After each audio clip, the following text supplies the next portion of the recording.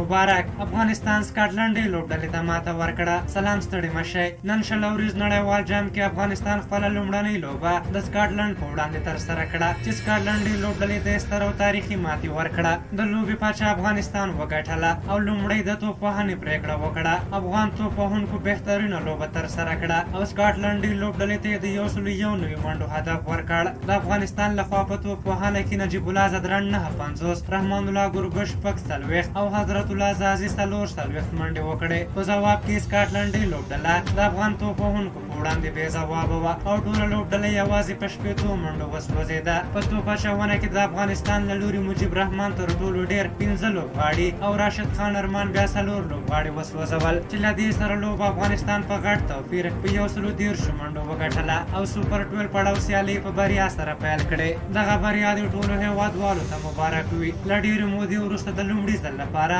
افغانانو یوه خوښي ولیده او ټول خلک خوشحاله دي. په هر حال افغانستان به خپله راتلونکې لوبه د جمعې په ورځ د پاکستان په وړاندې ترسره کړي. یو ځل بیا دې هم ټولو هیوادوالو ته دغه بریا مبارک وي. تاسو مو هم د دغه لوبې په اړه خپل نظرونه راته ولیکئ. که زموږ ویډیو مو خوښه شوې وي ضرور لایک کړئ. بیا ستاسو شکر تر ازم پلی وکړم. الله پامان.